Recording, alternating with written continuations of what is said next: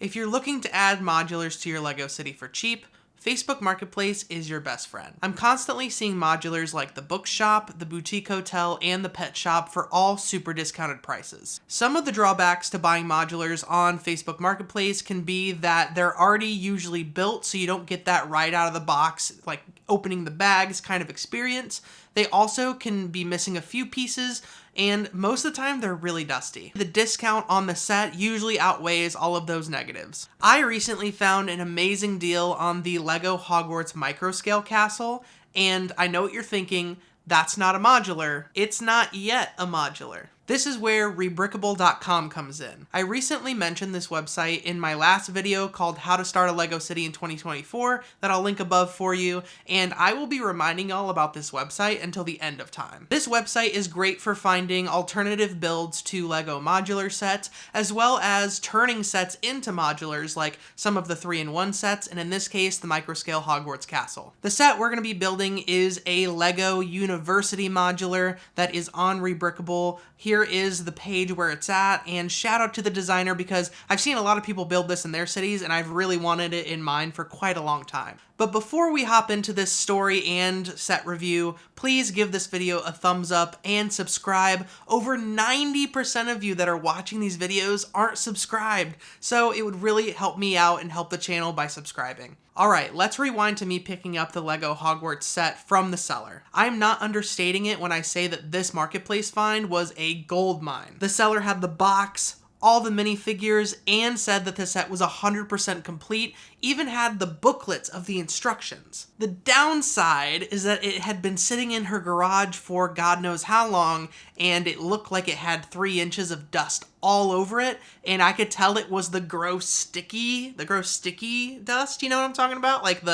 Like it almost feels like you could like lose part of your like skin on it when you touch it. And it was like, it was gross. And it had like paint on a few parts. But for the price that they had it at, I kind of didn't care. I was so excited to have this set, and especially turning this Hogwarts set into a Lego modular. When I got this set home and started taking it apart, I was so thankful because when I originally picked it up, I thought I was gonna have to take all the pieces apart, then I was gonna have to like actually wash the Lego pieces in water with soap and then dry it, and then all of that would take like forever, especially because if you've never gone through and washed Lego, it is a tedious, long process.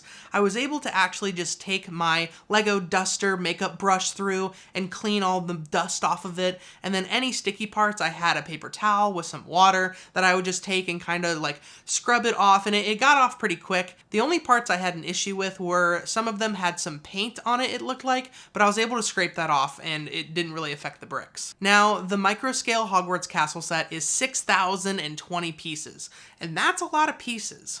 So not only going through, taking this set apart, cleaning it, and sorting all of them, this was quite a feat. Another obstacle that I ran into is that I haven't built a mock in quite a long time, and so all I had were these huge clear plastic trays to sort all of my pieces into. Now for the larger pieces, that's fine, that's really all you need, but I had to put all of the smaller pieces, like anything that was 1x or even the little studs, I had to put them all into one tray and just sift through it each time. And I know that that probably added a lot of time to my build. I would definitely suggest, if you're looking to build a mock, to grab just these little bowls or little containers that you can kind of divide those smaller pieces into, because especially with this set, there's a lot of different pieces, and so it was hard to sift through all of it. But I kind of liked I Spy books as a kid, so I didn't mind it too much. But again, it probably would have saved me a ton of time. For the trays that are bigger and have the bigger pieces, I usually divide mine by anything that's 2x, like any sort of bricks or slopes, and then I have one that has 3x and 4x brick and plate. Then I go up to 6x and 8x brick and plate, and then I just put all of the other bigger stuff into one. And with this set, there was a lot of like Technic and a lot of big plates, and so I kind of had to like have it scattered on the side and some of it in the tray because there was so much of it. So after a full week of disassembling, cleaning, and sorting, then we started our week of building, and I did not think it would take me a week to build this, but 5,200 pieces later, we finally had all of it built. And let me tell you, it took me hours and hours and hours. Like, I spent 4 hours each day on this throughout the week, and I like work full time, and so I was really hoping to have it done to make a video this last week, but like there were so many pieces to have to sift through and find, and I should have known it was going to take me longer to build, especially because I didn't have the small bowls and I had to make a modular building that was 5,000 pieces, which is a lot larger than most modulars. Here's what the final building looks like from the outside.